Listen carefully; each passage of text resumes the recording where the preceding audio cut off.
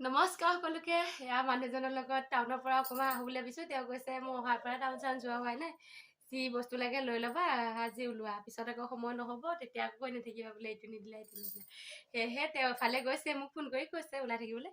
এয়া মই তেওঁ অনলাইনত যে দিছিলে শাড়ীখন দেখাইছিলোঁ আপোনালোকক, পিন্ধি লৈছোঁ, পূৰা চিলাই ল'লোঁ। তেওঁ আহিব, মই যাম আৰু নাথাকে। এইফালে তেওঁ আহি পেলাই তেওঁ ক'লে এইকেইযোৰ খাৰু পিন্ধিব নালাগে, মোৰ ভাল লগা নাই, বেলেগ কেইযোৰমান পিন্ধি লোৱা। তাৰপিছত মই খুলি ল'লোঁ, খুলি লৈ আহোঁতে গেটখন মাৰোঁতে টিঙি কাটিলে নহয়, আকৌ ঘূৰি আহি ঔষধ চৌষধ লগাই কিবাকৈ গাঁঠি দি লৈ গ'লোঁ। ডাইৰেক্ট আমি ঘৰৰ পৰা ইয়াত কাপোৰৰ দোকান আহি পালোঁ। কাপোৰৰ দোকান আহি পাই মেখেলা চাদৰ চালোঁ, বগা মেখেলা চাদৰ মোৰ কাৰণে। এইফালে মানুহজনেও পচন্দ কৰি আছে। মেখেলা চাদৰ কেইজন লৈ আকৌ চেলেং কাপোৰ চালোঁ, যিহেতু চেলেং কাপোৰ লাগিব ভাওনাত। তাৰপিছত চেলেং কাপোৰকেইখন লৈ গামোচা চালোঁ, গামোচা ল'লোঁ কেইখনমান। গামোচা লৈয়ে পাচলি বজাৰ কৰিলোঁ অলপ, যিহেতু ঘৰত পাচলি শেষ হৈছিলে। এইফালে আমাৰ লাগতিয়াল তলা দুটামান লগাইছিলে, তলাকেইটা লৈ ল'লোঁ। তলাকেইটা লৈ পেলাই তেওঁ ক'লে কিবা এটা খাই লওঁ, যিহেতু বহুত দেৰি হ'ল।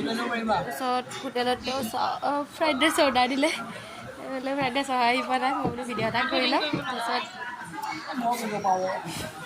ফ্ৰাইড ৰাইচ আহি পেলাই, যিহেতু আমি এখন থালিতে খাওঁ, সেয়ে এখনতকৈ অৰ্ডাৰ দিছোঁ। ফ্ৰাইড ৰাইচ খাই আহি বেনাৰ বনাবলৈ দিছিলোঁ ভাওনাৰ কাৰণে, হোৱাই নাছিলে। আমি সোনকালে আহি পালোঁ, অলপ টাইম আমি ৰখিব লগা হ'ল। এইফালে আমি বেনাৰ লৈ ল'লোঁ আৰু মানুহজনে বজাৰ কৰি লৈ ল'লে। এতিয়া আমি ঘৰলৈ গৈ আছোঁ। মই এনেকৈ লৈছোঁ, কিন্তু মই লাজ নকৰে আৰু লাজ কৰে মূলত আহিলে, লাজ কৰিলে কৰিব গাঁৱলীয়া এতিয়া।